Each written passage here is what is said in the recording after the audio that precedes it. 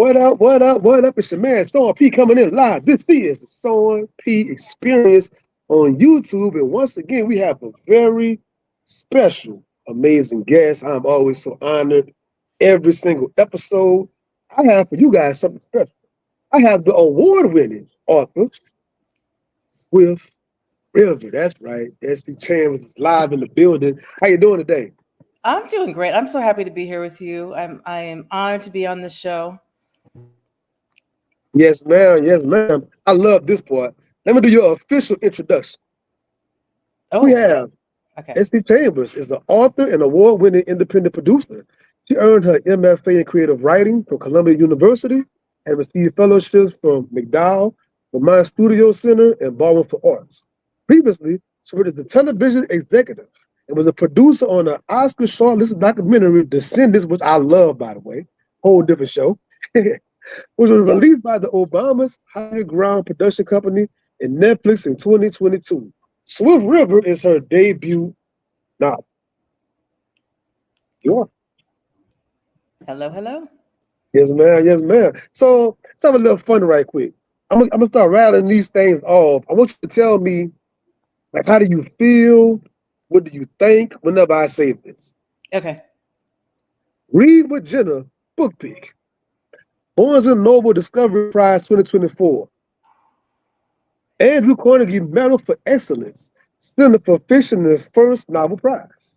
NAACP Image Award nominee. The Best of Barnes and Noble's Book of the Year finalist, Amazon Editor's Choice, Washington Post, NPR, Boston Globe. How does that when you hear that? I mean, unreal. I don't. It's like I don't even know. It's imposter syndrome is always at work with me big time. So it's I barely can understand that you're talking about me. It's really to say it's a dream come true is cliche, but it is a dream come true. To get that kind of recognition out the gate, is just it's just incredible. And then obviously the Gaines, the Yes, I Ernest was gonna J. say the Ernest J. Gaines Award coming up pretty soon. Going to come and get this here in Louisiana. How does that feel? That I mean, it's probably the most meaningful thing that's ever happened to me. I mean, I think what Mr. Gaines meant to me as a young writer. I mean, he's a giant. He's a literary giant, and kind of all the ways that I kind of got excited about writing and storytelling, it was from reading his books and just the writing and the sense of place and just I think everything he represents, the lineage that I'm now a part of, the line of the people that came before me for this award. I'm coming right after the great Ali Bilal, Jamel Brinkley, Jackson. I mean, they're just to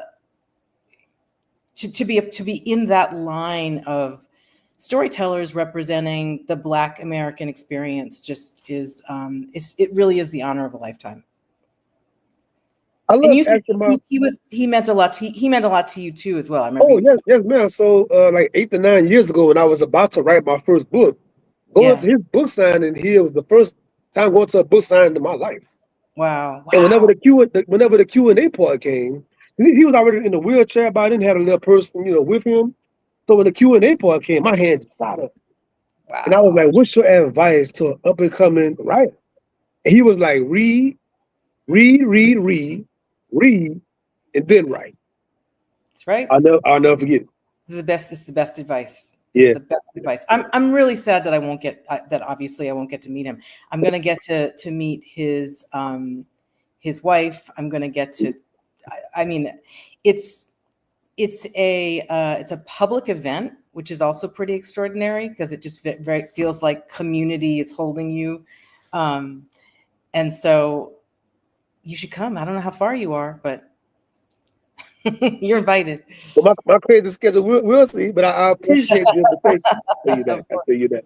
I love to ask my award-winning authors how they felt getting the award because in the writing world, kind of like tennis or golf. People kind of like, I want to get the real emotions. Like when the phone call comes, get a Jenna book pick. Like, how a person felt. Did you scream? Did you yell? Did Oh, you I cry. run I out? mean, I'm a crier. I'm a crier, and it with especially so with the Jenna, both Jenna, because the thing about the Jenna call, it's such a game changer in the Barnes and Noble, because it's when you get a book club, that means that your audience size is just exponentially um, improving. Like it's a game changer. And so I heard about, but with both, and I mean, I just heard about the Gaines Award more recently, and I mean, weeping in an airport, like people looking at me like, is she okay? Like I could, I mean, it was just that was my for they're the bookends. Actually, it's interesting that you say, Jenna was the first, and And then, for my debut experience, and to have the Gaines Award being the last to mark this year yeah, is incredible. yes, it is. Yes, it is. So a lot of my audience are writers and they're up and coming writers. I love giving that advice. You said it took you years to write Swift River. What's your advice to up and coming authors about having the endurance to finish a story? Oh, that's a good question. The endurance. I mean, for me, I think for a lot of writers, you write around the edges of your life, because not everybody is blessed enough to be a full-time writer, and um, it it just got louder and louder and louder until it felt like it would be the greatest regret of my life if I didn't finish the book. But I will say, along the way, the things that I clung to were writing community. I mean, I came up in TV and film, and so I developed a creative process that was very much about working with other people. And so I think when I realized, I ended up going back to grad school after a very long career, and it's partially because I wanted to up my game, but I also understood I need a community, I need people to answer to, and so um, that sort of building that into my writing practice. I mean, that's it for. I feel like the most simple way to answer your question is understand what your practice is, what supports you as a writer, and honor that. And if that means making promises to yourself that you can keep, or having the right people be your hype people and your readers, and that was key for me. It's just is as I went along, developing this community of people who held me and held me accountable, so that I would finish. I think in the self-publishing world, what you just did is the most important because a lot of times in self-publishing, like there is nobody imposing a deadline on you. There Right. is nobody. It's really, really yourself. You got to be really self-driven and self-motivated to see it through because there is nobody giving you that phone call like, "Hey, the deadline's coming up. Are you getting close? Are you wrapping up?" Like you got to really mentally create those things. Yeah, for me, it was also, I had to figure out ways to not get discouraged, because much of writing is writing badly. You write a lot of garbage before you find something meaningful, and it's just so easy to lose, for me anyway, to lose faith that anything good is going to come. And so um, it's so important to keep showing up. And for me, it was important to create goals that, it's like saying, I'm going to go to the gym 7 days a week, and then you don't, and then you don't go back to the gym. I mean, it's like I don't think that you have to write every day. I didn't write every day. I couldn't write every day. And so it was more important that I make promises to myself that I could keep and be consistent. And that way, to your point, I'm creating a structure that works for my life. And then you get a kind of integrity, like you're keeping promises to yourself, you're showing up, and kind of just having faith that the good is going to come through in all of the bad that you're writing. So you have a very extensive background in film and TV. How Mhm. would you say your experiences help you to shape Swift River? And was there a big difference in writing, like television and things for the screen versus a novel? Yeah, it's a good question. I actually never wrote for TV or film. I was always in positions where I was helping other people tell their stories, which it's significant for me because I think so much of making the leap to being a novelist was about confidence. And so I literally surrounded myself with writers and had, I worked in development at Nickelodeon and this channel called The N, and then BET, and then Centric.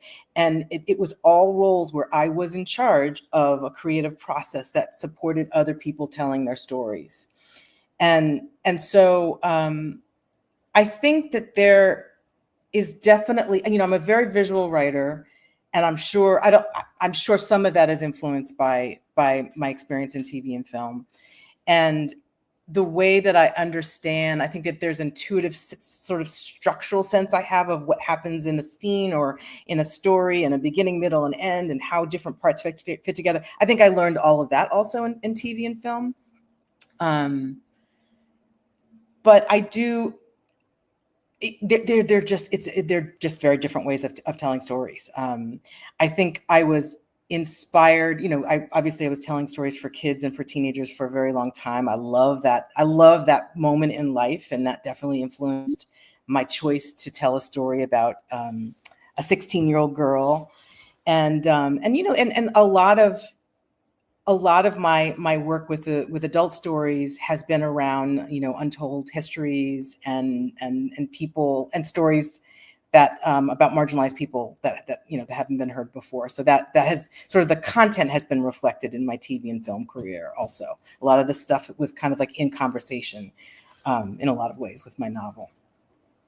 I want to ask about, you said in your acknowledgement section about the influence of your parents. Had a Yeah. big influence on your curiosity and your love of learning. We spoke on parenthood a little bit before we came on the show. What was it like growing up in that environment? What was that like? Yeah. Oh, I'm so glad you let. Any chance I get to talk about my parents. It's funny. My late father's birthday was yesterday, and so he's very much on my mind. I know. And my dad, he passed away 2 days before my book sold. And what you need to understand about my father, I had such great success in TV and film. I had a blessed career, but he knew my heart. He knew I wanted to write, and it was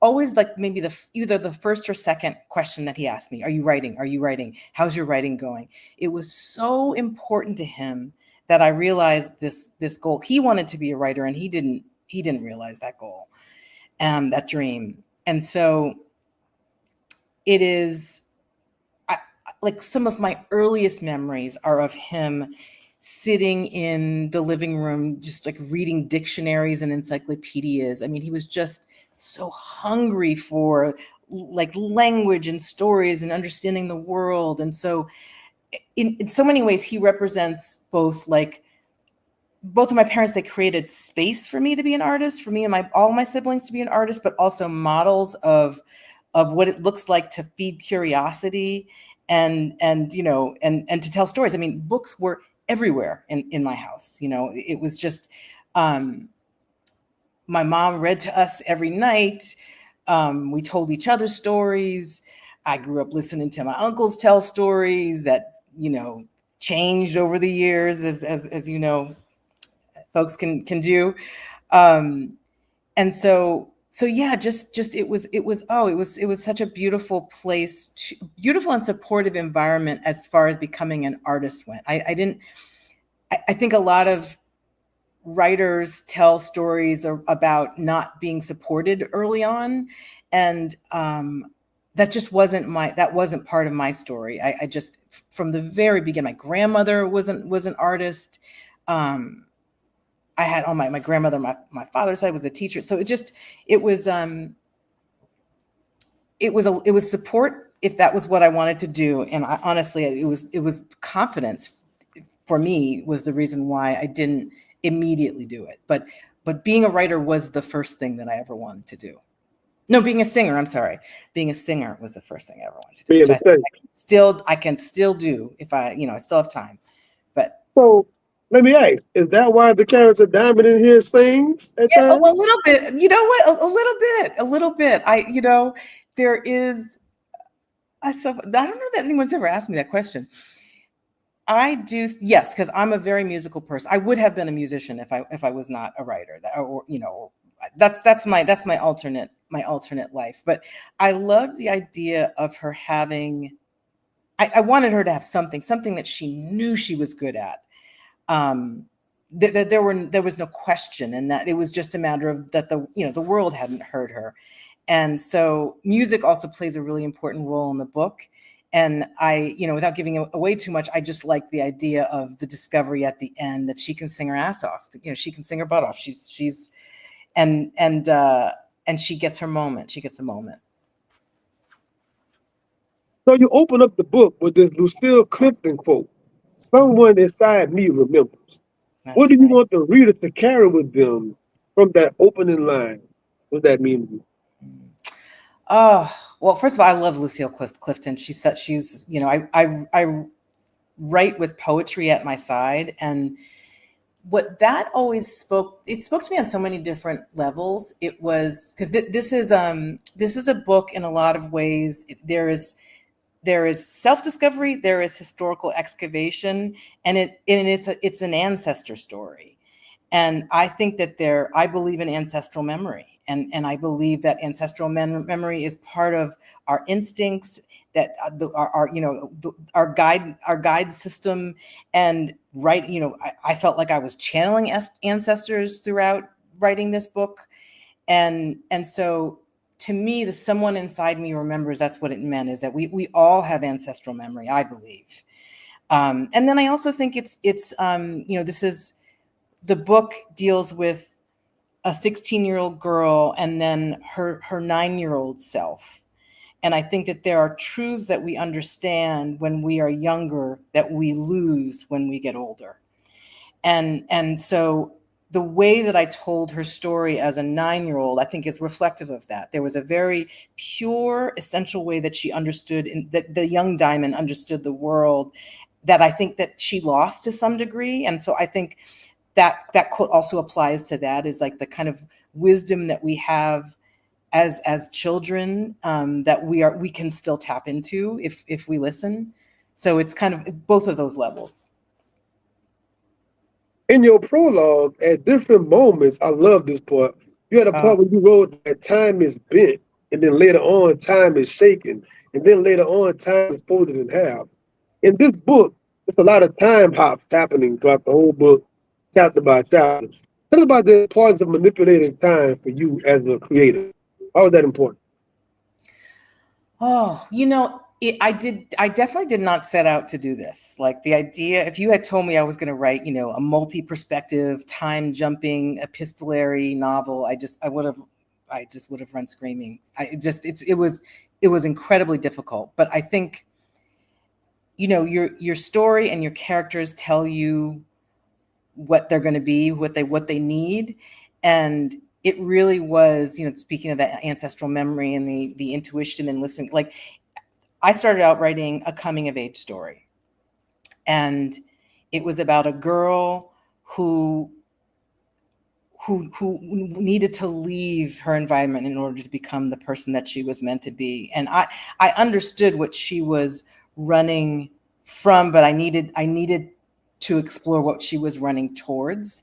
And that's when the other people and histories and anchors for her opened up. And so I would go looking for, I can talk about this later when we talk about sundown towns, but I would go looking for one thing, and then make all of these discoveries. And I sort of came to understand that, this girl's journey is about, I often say it's like going into your grandmother's attic to look for letters, and then discovering, a map of the country. You know what I mean? It's just sort of this thing that opens up.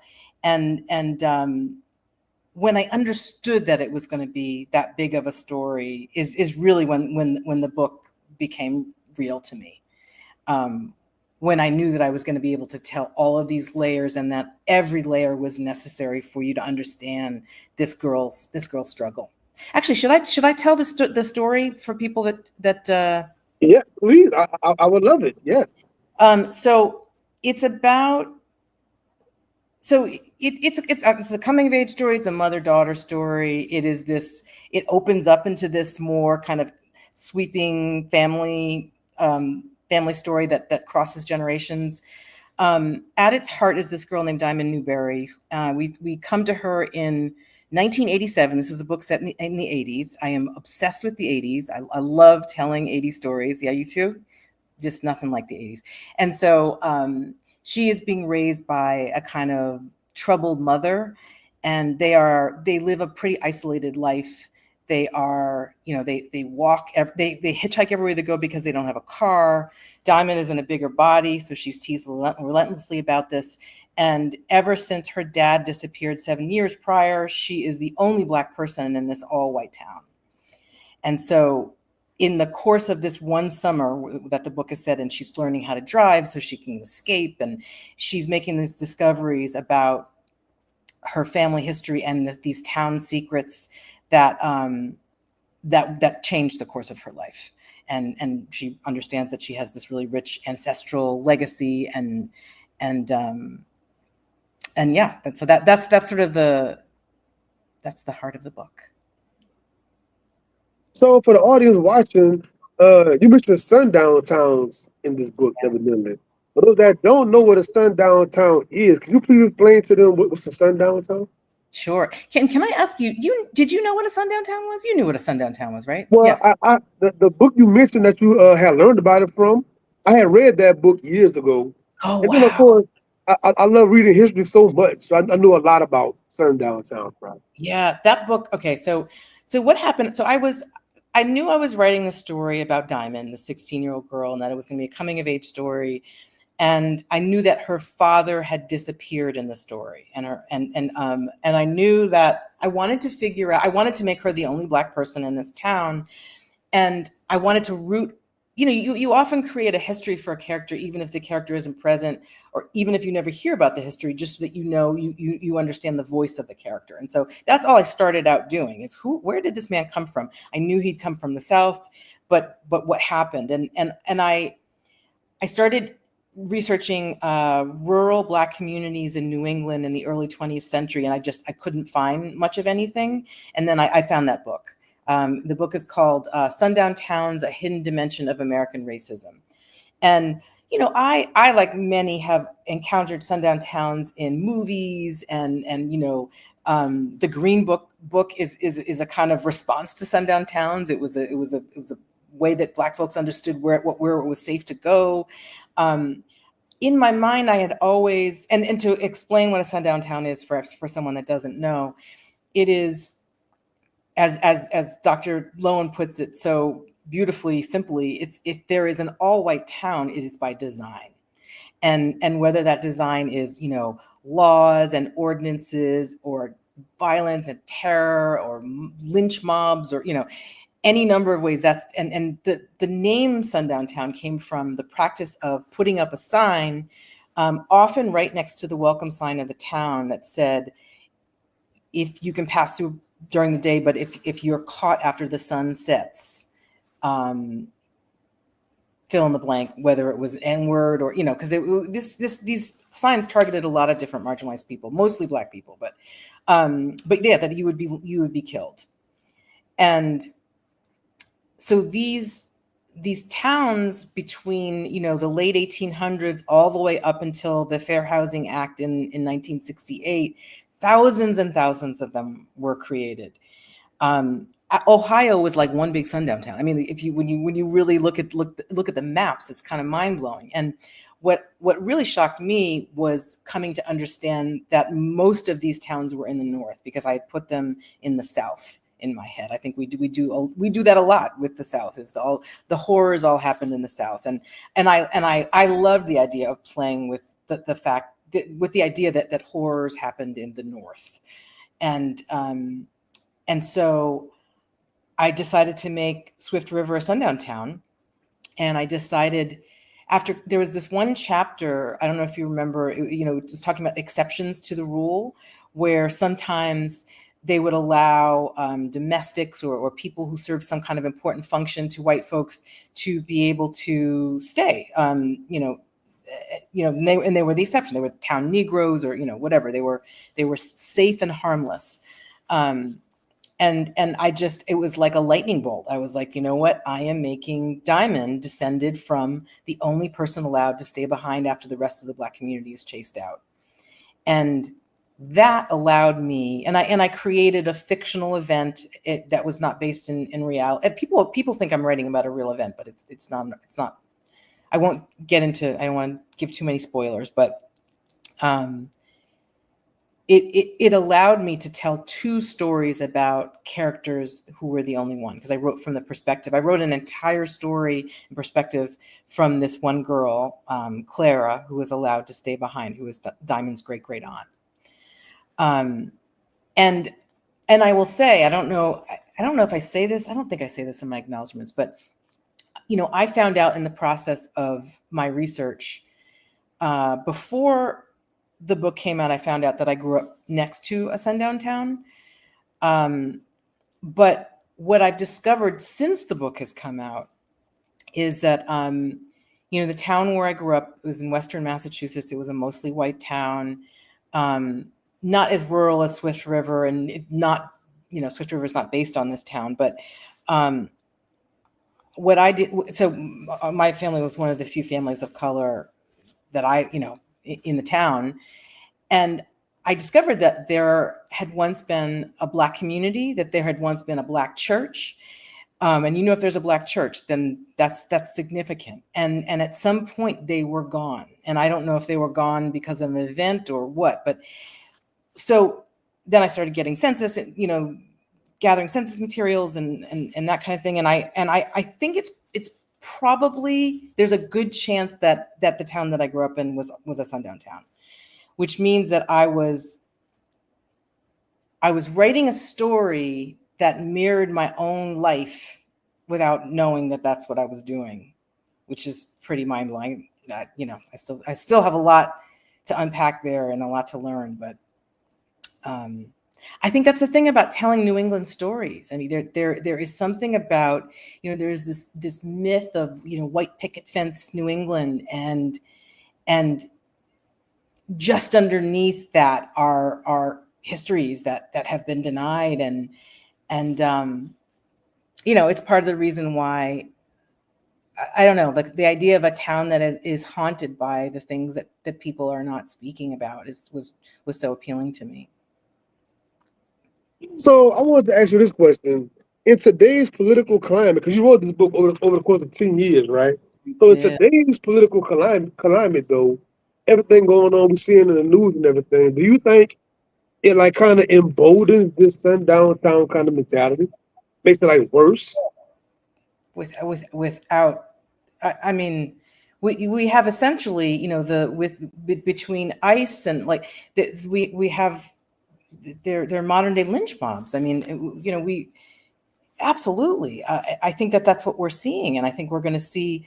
I think we're. I mean, first of all, I should say sundown towns exist today. I mean that's not. They didn't go away with, the signs. There's just no. They may not announce themselves, but it's what's interesting about that is that kind of I do find that there is, with the emboldened, racist, vile kinds of behavior that's being encouraged. There is something about it. It feels like a sundown town sign could go up. I mean, it just feels like anything could happen in this moment in time. So I lost my train of thought. I'm sorry, but yes. So the answer is I do feel like it's kind of terrifying, the parallels to what's happening now. You had mentioned some of your research going into this book and going through the census and everything like that. Can you tell us some of the research it took to make this book? Because I want the audience to realize, even in a fictional story, it takes a lot of research, a lot of interviews and oral history, maybe. So talk about that process, please. Yeah. Oh, it was. So I didn't want to write a historical fiction book, but I wanted it to be, for the most part, historically accurate. And so I researched for years, and I researched in traditional ways in books and texts that exist, but primary research, primary history, that was hearing the voices of people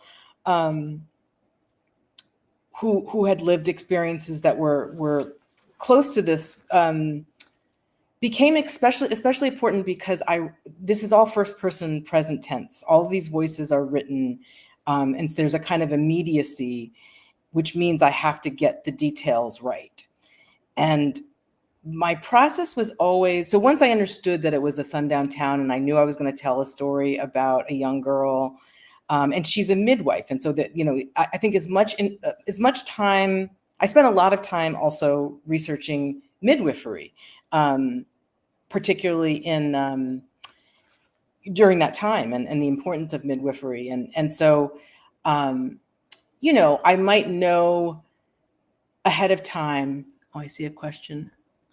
Oh, yeah, in Seattle in the 1990s. That's right. It was in Washington State. That's right. I just think all of us, if you are Black or a member of a marginalized community, you either hear about these places or intuitively when you are entering that kind of a place, and where somebody tells you, through the network, somebody tells you, you just know where you're safe and where you are not. And so, yeah, that's in Seattle in the 90s. That's incredible. So yeah, the research was always driven by story and character. So I might start out understanding I want to write, I want to write a scene or a part of the book where Claire is going home after not having been there for many years, to her house, and then I'm gonna look. I didn't know anything about mill towns. She's living in a mill town. What's mill life like? What are you going to find in a mill house in 1915? What is going to be in a midwife's garden?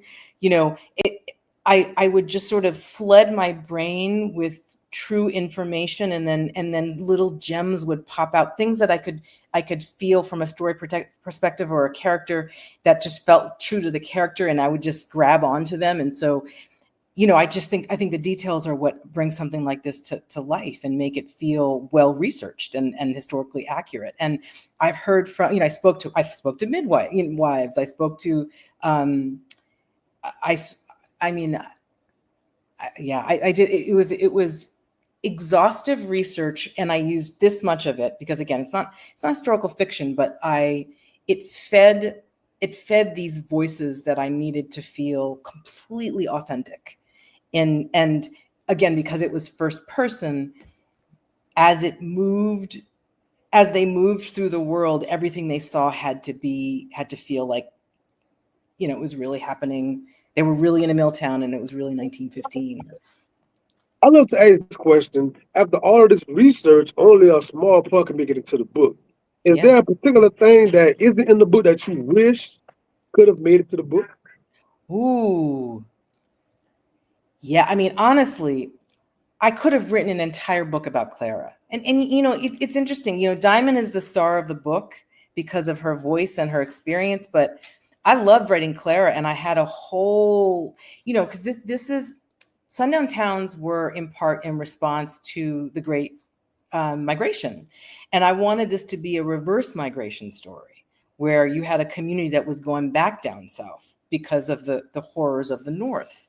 And so I kind of wrote that story. I wrote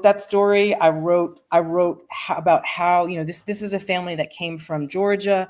I wrote about the original, and some of this based on my own, what I know about my own family history, and my grandfather and his. He walked basically from Georgia to Philadelphia. And so I wanted to understand that migration and how this Black community ended up in this white New England mill town. And so I wrote that story, and I would there is a book's worth of material, and I had to let a lot of it go. I mean, that's the thing. It wasn't serving this story. But it could definitely be its own thing. And I have actually thought about telling that migration story. So no spoilers, but the book does time hop. We talked about that already. It does Yeah, time. yeah. If it would get to the Clara parts of the story, I was always excited. I always loved reading I her love books. to hear that. I loved writing her as a character because it was like, I mean, she has a love story. I didn't get to not to give too much away, but like she has a real love story that happens, and she's her voice is very different from Diamond's. Diamond is much more kind of, she has a wry, dry sense of humor. She's more sarcastic, and Clara is just this sort of purely joyful person. And I wanted to, she has just experienced this horror. I had to be careful. She just experienced this horror of um, of losing her family and her community. It was a choice that she made to stay behind, and so I needed to have given her enough time when we come to her to have dealt with some of that grief. But I also wanted to have these two paths that she was walking down, one as a person in mourning and one as a person, and the other as a person reinventing their life. And because I think that is the Black experience, where joy and pain go hand in hand. And hers was just, it was so exciting for me to write, especially as soon as when I had all the details and understood the history and understood really how it was going to end for her. Because this also, in a lot of ways, I was thinking about the autobiography of Miss Jane Pittman, the Ernest Gaines novel, and it's spanning this 100 years, and I wanted to do that same thing in the letters with Clara. And so thinking through how she would change over the years, but keep the same voice, and I don't know, all that stuff was she sort of has because Diamond's story is in the present over the course of 3 months.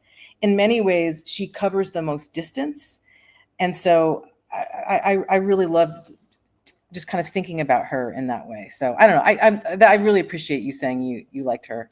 Oh, I love that character. Part of, yeah. Let's go to the mother of the story, the complicated mother character, right? So me having a background with psychology and everything like that, I want to ask like more than one question with this. So like certain things the mother does with Diamond, it can seem very controlling, like she don't let her drive, let her do anything. Is it really her trying to be protective, knowing that her daughter is in this kind of a town? Like, if you start driving, like, you're in immediate danger when it comes to police, other kind of factors, and other things that she wanted to do. Her mother kind of keeping her from doing it.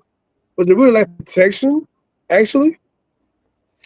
It's a great question, because I would say yes and no. I think some of it was protection, but some of it was selfish. I mean, this is with the mother character.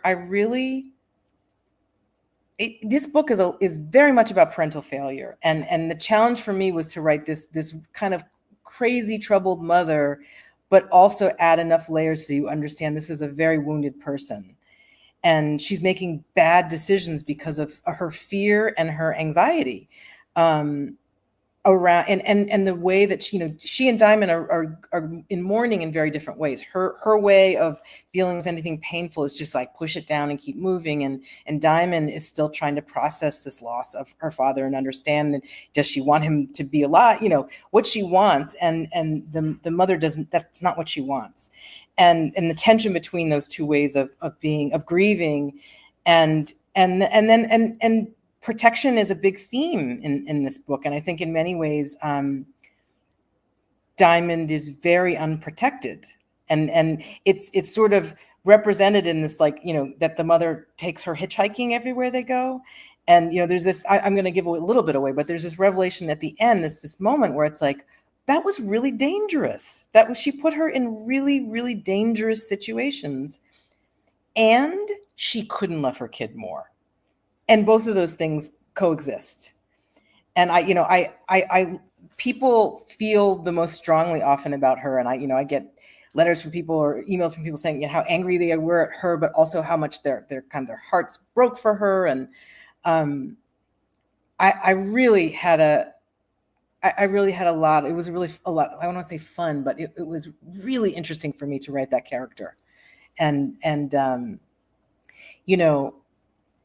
I've told this story before, but like the beginnings of the character, honestly, were rooted in me not wanting my own mother to see herself in this character. My own mother is like sweet and, loving and all of these things that the mother character is not. And so I never wanted my mother to read the book and be like, are you writing about me? So not the, that's not, I guess, the ideal way to create a character, but that is what I did. And then, I didn't want her to be a caricature, like, of a crazy white mother, so then I had to figure out, what are her wounds? What is she struggling with? Even though she'll never, she may never deal with those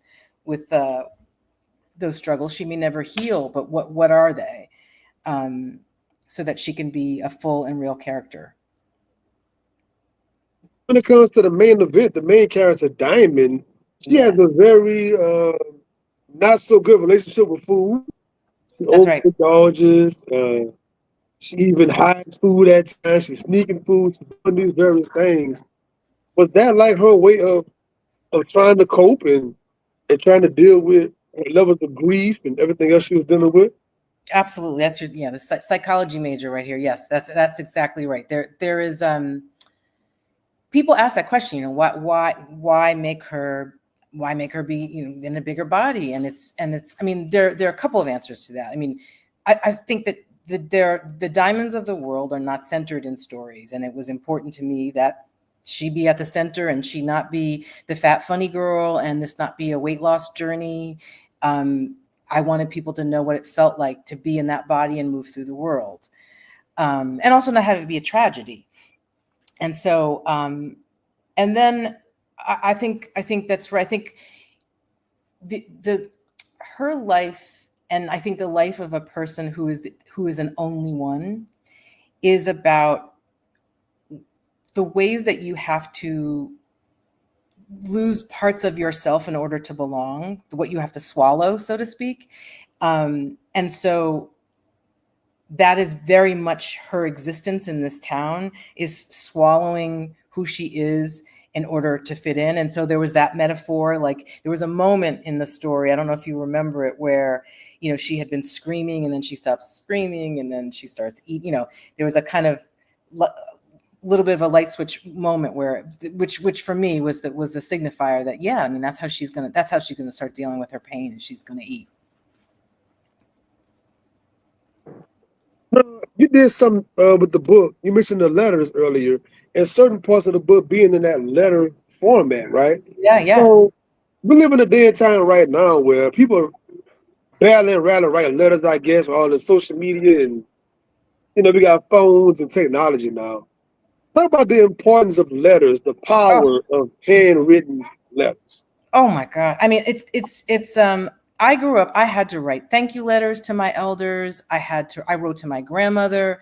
We corresponded back and forth. I mean, I think especially for, cross-generational relationships, they're essential.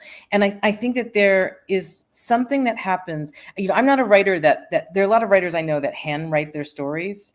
And I can't do that. But there is something about brain to hand to paper. There's a level of like intentionality that you need, that I think is present. There's so much care that goes into writing letters. And I just felt like, this isn't set in the 80s, so there wouldn't have been email. But there is, for Clara is writing letters to a sister she may never see again. And she doesn't know, she thinks she might, but, and so it's a way to get in tons of plot, but also just develop characters and relationships with this back and forth exchange. I mean, when I think about my grandmother and how much I know about her, most of it is from letters. Much of it is from letters. I mean, even though I saw her however many times a year, there's a kind of intimacy with a letter where you're, you know, have you've written letters before? Yeah. Yeah. Did you grow up writing letters? Well, yes, I grew up writing letters. And then my grandmother was a prolific writer. She loved to write to anybody. She was Mm. always letter writing. So my time in the military, that was one of the most for sure things to come in the mail. Was my grandmother writing, and I have her letters to this day. I have a stash of her letters to this day, man. She passed 7 years ago, give or take. But Oh, I still sometimes read her letters to this day.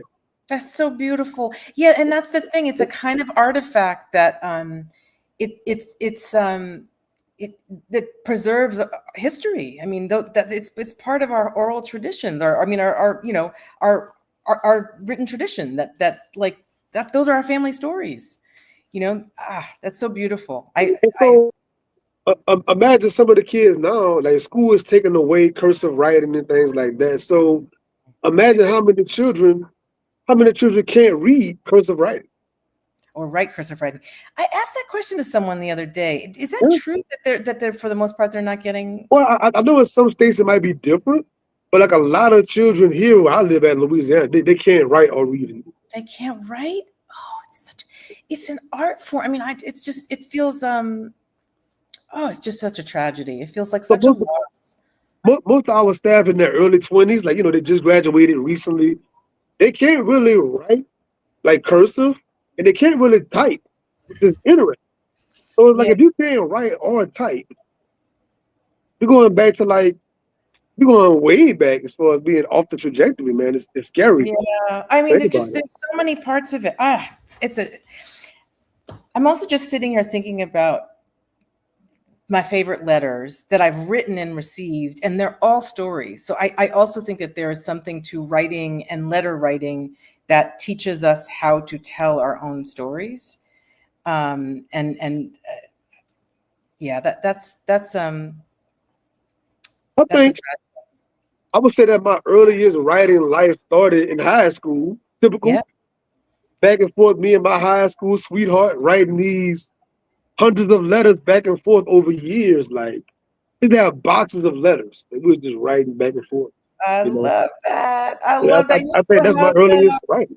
Yeah, I love that you saw. I kept all that kind of stuff too. I have notes I wrote in class. I have I'm a little bit of a hoarder too, but I have I everything. wish I had those letters right now. I would love to see it again in hindsight. But yeah, that was the major thing, man. I mean, they represent who you are in a moment in a way that you don't get with a photo, or you don't, you know, it's a very pure kind of, because you were giving a snapshot of a moment. I mean, I would write to my grandmother and tell her about, I don't know, I would be vulnerable and kind of share things that I might not if she was sitting in front of me. Um, yeah. Ah, Um, this family is deeply tied to family history. This story is tied to family history. that's How right. important is it for families to pass down their stories to younger generations? And I'm gonna say this: like, I don't really see family reunion T-shirts anymore. I don't really see massive family gatherings as the generations going along, and like so many of the youth don't know these stories and these tales and some of the amazing things that their elders and ancestors have done. Like, how important is that storytelling to the youth? I mean, it's essential. I mean, this is a book about a rupture in communal memory, like the memory of this community. The history doesn't make it down, and I think, you know, Descendant, this movie that I was a producer on, it was about, you know, what can happen when a community holds on to their family stories, insists upon their family stories, because often oral history is the only way that history is being carried, particularly by marginalized communities that are left out of the dominant narrative of this country. And so it is essential. Family stories are American history. They are, they are our history. It is. So I wrote this, there was a part of the book,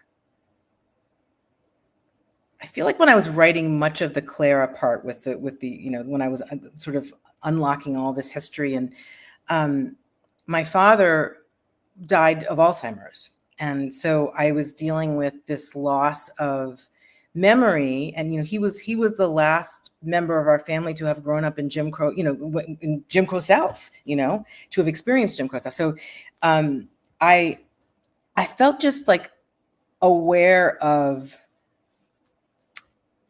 being a kind of griot that needed to represent his life and experience, and and that part of history. And I think that we have to be talking to our elders and our family members so that we can truth has never been more fragile, and so I think we have to be telling our family stories.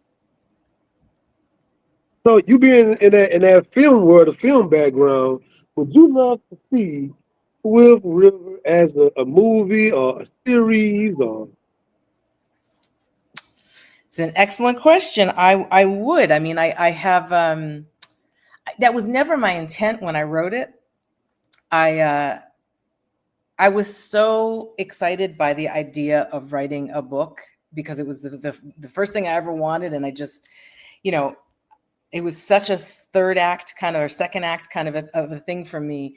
I didn't want to burden it with like it also being a film, but it is. I think it's very filmic in the way that it's written, and other people have told me the same. So yeah, I could see it. I could see it being either a movie or a series, and that's definitely something that is being talked about. How about, could you see this as a movie or series? What do you think would be? I would love a good 10-part series. I would love it. I would love Yeah. it. I'm Yeah. a movie TV buff as well. So I mean I love seeing so many books being adopted to TV lately. It's very encouraging and motivating for all the writers. Like these platforms want to have original content, so That's they're right. taking all these books, and so you never know, Yeah. Yeah. Agreed. Mm-hmm. Yeah. So I hope I'm definitely going to explore this as an option, and have been, and hope for the best, but also get to work on my next one too. Okay, so you've had many interviews about Swift River.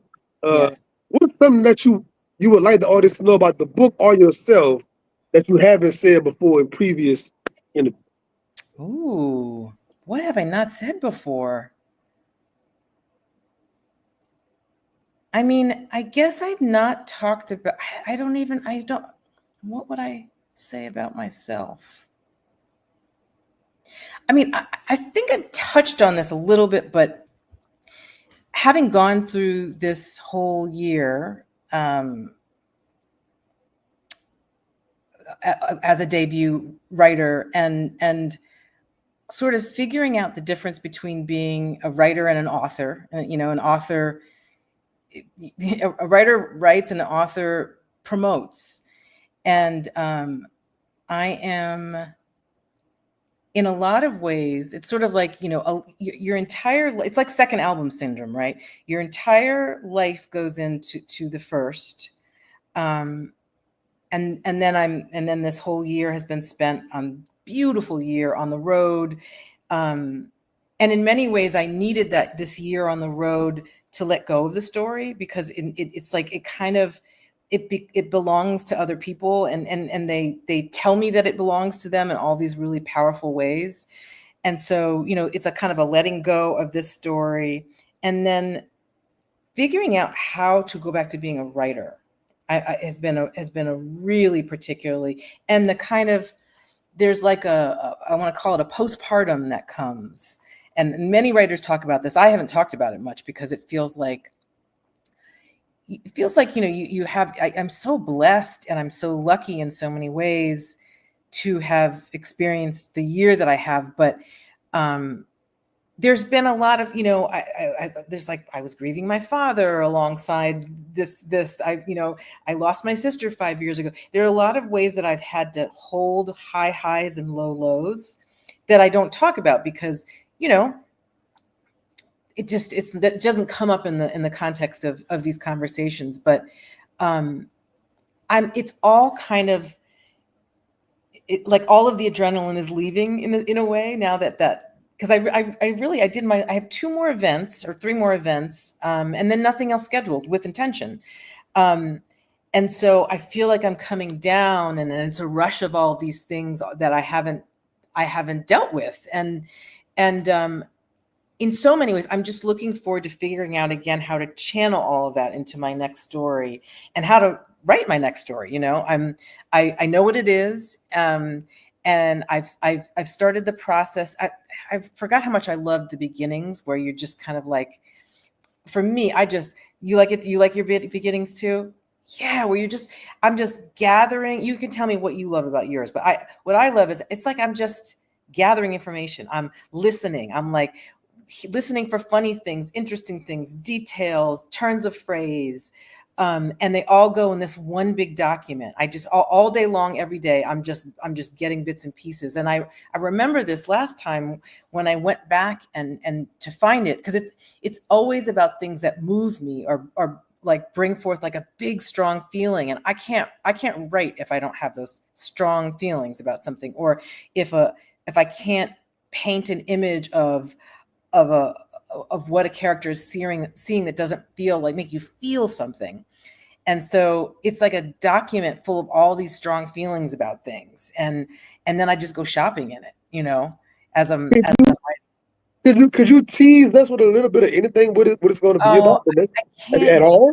It's only characters. Well, so I can't yet. I can't yet. I'll come back I'll come back and talk to you again when I can. It's kind of like I have characters, and then I have this frame, this world, this thing that's happening to all of them and bringing them together. And I have a sense, but when I was talking before about this idea that you have to have enough faith in your writing that you can write a lot of bad stuff and then you'll get to the good. I understand enough now that like the frame could change. I know who the characters are, but I might have to let go of some of my idea about what is holding them all together, because it might not serve who they are and where they're going. And the more that I get into who they are, the more that I'll understand what they want and where they're going to end up. So that's why I Um, say it's kind of like I'm in shopping mode. what you, Tell me what you, about your beginnings. okay, yeah, sure, sure. But what you saying that, are you a big outline person? Like some people are real big on detail outlines, and some people they're like, no, I just kind of let the characters speak to me, and I'm a little bit of both. I'm a Virgo, so I like to call my process. It's kind of like jazz. Like good jazz has this structure around it, and then that structure allows there to be just, it's not chaos. It's just improvisation, and I know where the story is starting and ending, kind of, and I have loosely mapped out what's going to happen in between. But I know that always changes. And and it is so important as a writer not to be precious about that kind of stuff. You have to let go of your intentions for a character, because writing is all in the editing. It's all in the editing. And so I can, I had this great professor once in grad school, Deborah Eisenberg, who said, it's a luxury to cut good writing. And this idea that like I can write something great, but it may not serve the story that I'm trying to tell, and then I have to let go of it. And so that's all to say, I think, I'm just trying to think, did I stick with my original intentions for Swift River? I think I kind of did, the beginning and the ending, but everything else changed. Everything changed in the middle. I think for myself, I'm in the self-help genre, so it's different than writing characters and world building. But I think about the end and reverse engineer it. As Yeah. far as like the marketing, I imagine doing the interviews, I imagine doing the promo, I imagine doing all of these things on the backside, and then work backwards in my writing. How is that going to be when I'm answering these questions on the Yeah. podcast? How is that Oh, going to be? interesting. Right, that's interesting. So you are contemplating like the author piece of this while you're doing the writer piece of this, because so much of what you do is about speaking to people. Okay. Well, right, for writers, it's like we are in a dark room in, stretchy pants. Like I'm not dealing with people. So you forget that you're going to have to represent this to people on the other end of it.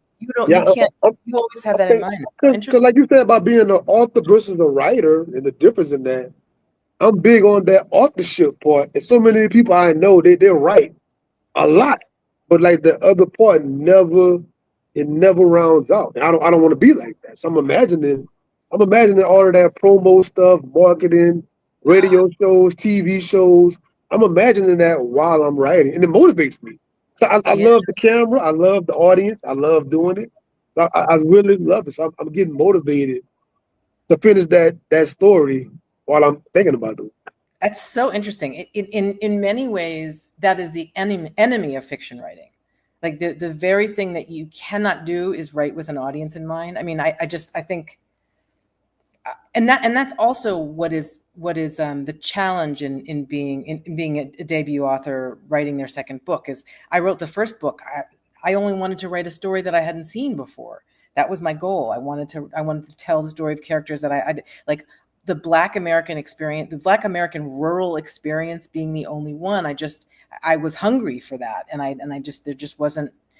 And so now I have people in my head that weren't there before, and I have to consider, do I want to write something that people would expect? Do I want to write something completely different? Do I want to, yeah, it's so, but every time I start to do that, I have to come back to the characters and to getting everybody out of my head. So that's really interesting that's part of your process. It makes sense. Yes, ma'am. Yes, ma'am. Thank you very, very much. As promised, I'm keeping you on time. Oh, thank you. I appreciate that. Yes, ma'am. Yes, ma'am. Thank you so much for coming to the show. And whenever that next piece comes, definitely come back. I love I would love. returning guests. Please come back and share with us. I can't wait to see what you bring next. Thank you. And I have to thank you. I mean, your shows that you have out in the world are so important, the conversations that you're having, but also you are like the best literary hype man on socials. Like, I gotta tell you, you are like, just, I appreciate your support so much. I see you in there. We all see you in there. It's so appreciated. Man, that means the world to me. I thank you very, very much. Thank you and thank you. And to the audience watching this or watching this in the future, you will see me again in 2 weeks. I have a brand new guest coming on. You don't want to miss it. You will see the flyers coming out soon. With that being said, Sean P. Experience. Until next time. Bye. Thank you. And I ended the live.